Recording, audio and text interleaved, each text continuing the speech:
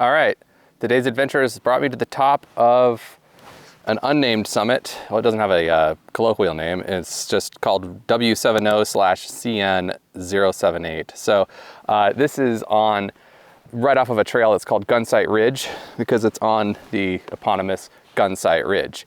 But while I'm up here, I figured it was time I did a loadout video. So I'm gonna show you what I bring for a summit bike activation, right? Bike activation because it's an activation from my mountain bike. So first of all, let's start with what I keep on the bike. In this case, when I do bike activations, I like to use my carbon hardtail just as a matter of practicality, because with the hardtail, I'm able to store stuff inside the frame and that keeps it off my back. Of course, I have one of those Manfrotto tripods, and I use the tripod to hold the radio if I need it to. A couple other things that I keep in the frame bag here. So this is just I use these yellow nylon bags that I got from Amazon because I just accidentally ended up with like 40 of them or something like that. So I originally got them for holding rocks as anchors, but they work great for everything. So anyway, that is a bag of cables and adapters and things. My end-fed half wave is in here. I'll pull that out in a second. Down here, this is skyline and tent stakes and extra bags for anchors. And then farther in the bag, I have a 3 ampere-hour bio-NO battery, so I keep the battery in the frame. And that's the only electronic thing that I keep in the frame, and I'll tell you why in a minute. Got my patch kits and everything. I don't skimp on bringing anything like any of the essential gear, like, you know, a pump and things like that. I carry all of that because you need to have it. So don't let the radio talk you out of having it. I have my carbon fiber mast. I always use the carbon fiber mast when I'm bike activating because there's no room for the fiberglass mast. And then right now I have this little piece of blue pipe right here that I have strapped to my frame with volley straps. By the way, volley straps are fantastic. All this is a piece of PEX that I heated up on the end and bent over in the vise, and then I shoved a BNC female to female through it. And that's to hold a 2-meter antenna, and I'll show you that in a minute. Because for this, for this activation, I did not bring my HT, partly because my HT wasn't charged when I got up this morning. It was sitting in my backpack and the power switch had been turned on, but also because I'm carrying the IC705, and that's a really heavy radio. And so one of the ways I can justify carrying a radio that heavy, I figure, is that, well, it has VHF, UHF on it, so it should do its job. And so part of it doing its job is it should also do the VHF part of my activation. So that this little stick lets me do that, gives me a way to hold the antenna up. Okay, one thing you'll notice conspicuously missing from my frame bag is the radio itself. And the reason for that is never, ever, never, and I mean never, put your radio on the bike frame if you're mountain biking. I haven't tried it like bike touring or road biking or anything like that, but you would not believe how much that frame vibrates and shakes when you're mountain biking. I remember I once kept a battery bank on my bike while I was mountain biking, and I completely destroyed it. It was just all the shaking, it cracked PCBs in there, and it was a nightmare. So don't do it. Something like this bio-NO battery is pretty solid. It's probably not gonna have a problem. You know, the electronics that goes on the handlebars is made for that. It's not a problem. But don't put your $1,500 radio on the bike frame if you're mountain biking. Just believe my experience on that one. Trust me, I know what I'm talking about. All right, so I have probably 10 feet of RG8X cable here for the VHF, and then an extra layer. It's like 40 degrees out here, so the extra layer is crucial. I've got a sit pad, and what I do when I'm biking, I don't use a Camelback, I don't use like a typical biking pack. I just use this REI Trail 25, so it's a 25-liter just day pack for when I'm doing radio activations from the mountain bike. It works fine for mountain biking, and it stores more. I just can't get enough in those Camelbacks, not even the big ones. So I have a pair of Bluetooth headphones in case I'm on a summit where I want to keep it quiet for people. It doesn't look like there's anybody around here, so I can not worry about that. Today I carried 2.5 liters of water because I knew it was going to be cool, but if it's it's going to be a hot day, carry more. Don't skimp on the safety essentials just because you're carrying heavy radios. All right, down to here is what I use for 2 meters. I don't carry a roll-up J-pole. They're heavy, and I can't use the carbon fiber mast of the roll-up J-pole. It does interact with the carbon fiber mast. So this is a much lighter solution. This with a little bit of VHF cable It's just a dual band antenna that I put a BNC to BNC on the bottom right here, right? And so I'll show you in a minute how I hang this from the guy line, and it works just fine. And it works probably just as well as the roll-up J-pole would work, but it's lighter and easier to carry. I feel my watch is going off like crazy, which probably means that a lot of people are summiting right now, so I better hurry up.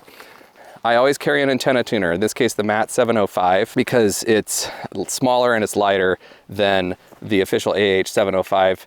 I don't know who that's for, but it's definitely not for me. And then to the star of the show, the IC 705.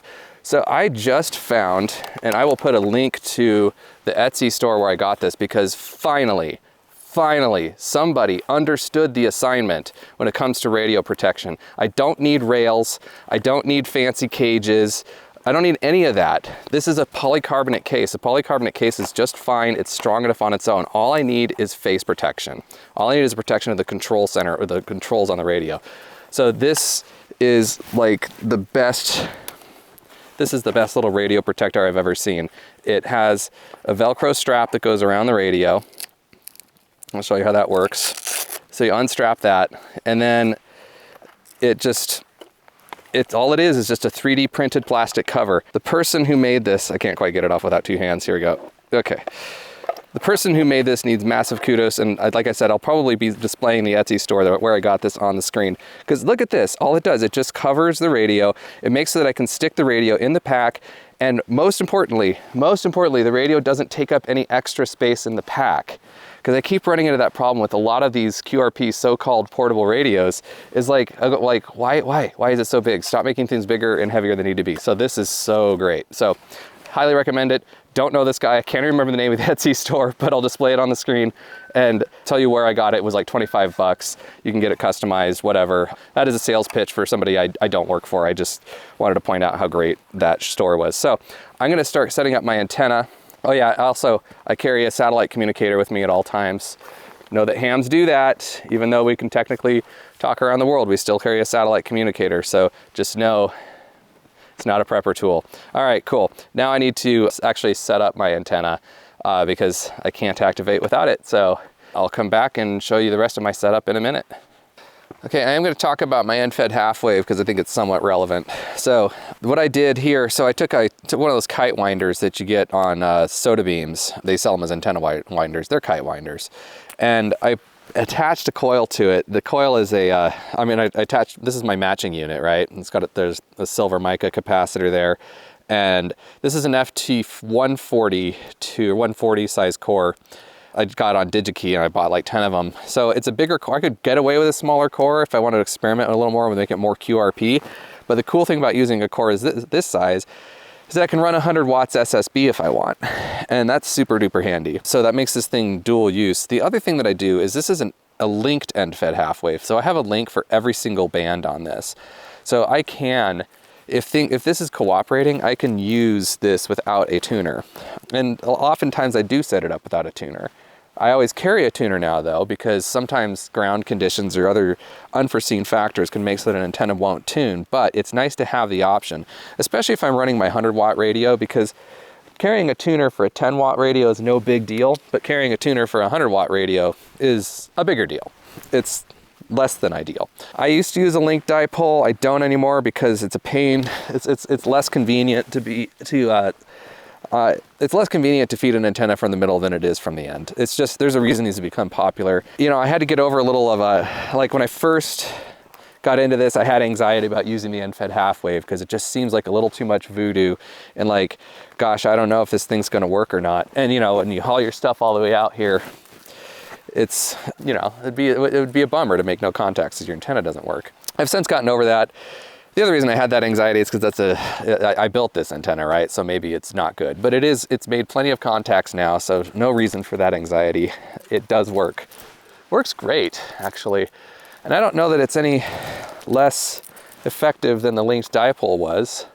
The only thing I have to make sure is I don't leave links unlinked. If you have a tuner, it's possible to leave your links out on the end-fed half wave and then you're using it as a really awful random wire, wondering why you're not making contact. I've done that twice now. This is much easier to set up. It's much lighter on the mast than a linked dipole.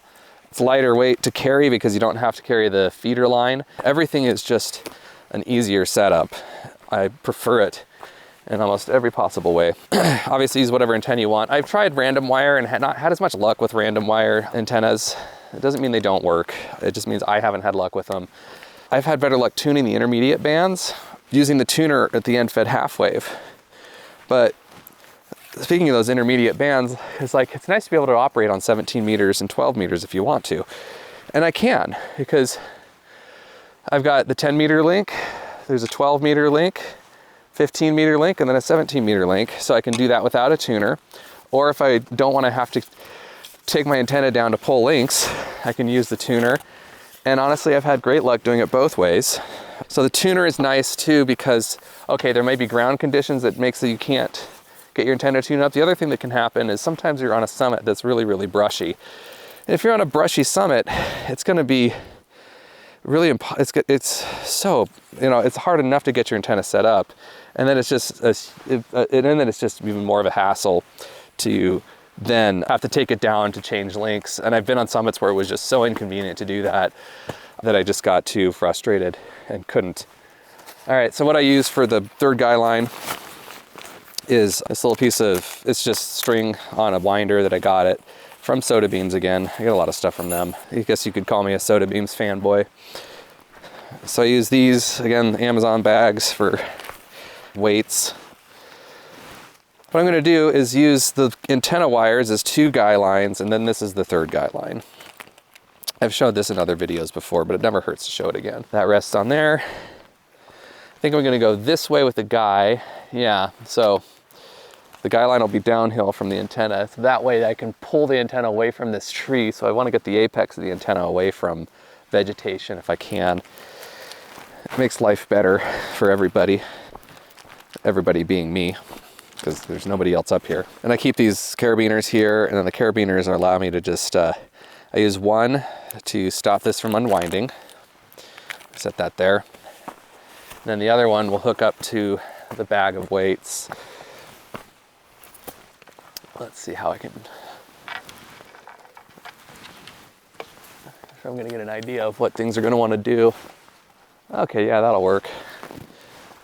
So, come back down here, fill a bag with stones. Doesn't require very many, that's the neat thing. It really requires hardly any weight.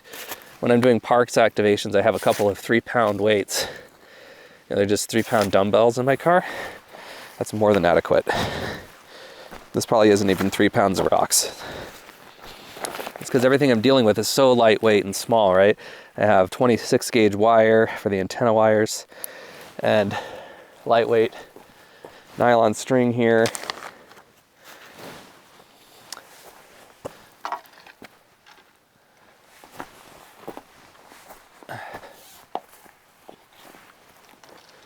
It's Murphy's Law that, there we go, that it will find a way to snag on something. It's like I think it's required by the laws of physics. So I'm gonna try to toss that a little farther down the hill. Oops, this is too long. Toss it a little farther down the hill. There we go. That's where I want it. Yep, okay. And then here's the fun part. Okay, I got my other bag. And what I do, grab the other wire. Okay, so now I've got this in a tripod configuration and I'm holding this wire in my hand and I'm pulling tension on it the whole time. And so now I'm pulling tension against that guy wire and that guy line.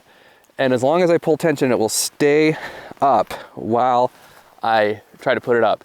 And I'm telling you, I've tried other ways of doing this. This ends up being the most, the easiest and most stable, honestly. Like when I do this with my fiberglass mast, I can use this with this same wire and support my Yagi in the middle of it, and it works. So the 3 guy lines is no joke. It works really well. And I don't have, the antenna functions just fine. The antenna does not need to be perfectly in line with itself. Not even close, honestly. It'll all resonate. It all resonates. Whatever. It'll radiate. Don't worry about it. Okay, so now I got my HF antenna up. And actually that's pretty that's not a lot of fuss. I should time myself doing this one of these days. It's not bad, and you can see that the mast itself isn't really holding any tension. Like, I can pick it up off the ground. It doesn't have anything like, I didn't have to put any stakes in the ground. I didn't have to make any holes.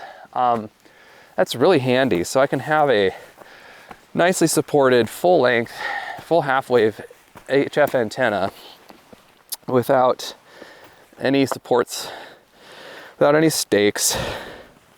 So nothing shoved into the ground, no angry park rangers, leave no trace. I'm gonna bring my sit pad up here, and I think I'll start out on 40 meters. So I got 27 QSOs, and I managed to activate on 15 meters, 10 meters, 20 meters, and 40 meters, as well as 2 meters. So not a bad activation overall. 10 meters was wide open. I can't believe how many contacts I made on 10 meters. So that's really pleasing. I already went over my setup, so I won't go over it again. Other than that, I've got the IC705 sitting on a tripod here. And now I just need to get back down to the bottom. It should be a little bit faster than the ride at the top. Only about there's only about 300 feet of climbing in the 1,500 feet of descent on my way back to the car. It's beautiful, beautiful fall day. Man, what a great summit. Plenty of space on this summit to get things set up. So that was nice. You know, there's some trees, but there's room to do things. There's room to maneuver. And you get a gorgeous view of Mount Hood over there. I will come back to this one in the winter when I'm backcountry skiing, so that'll be nice. I'll wait until after January 1st, which is when we get snow anyway. So 7-3 everybody, get out there, go play with your radio.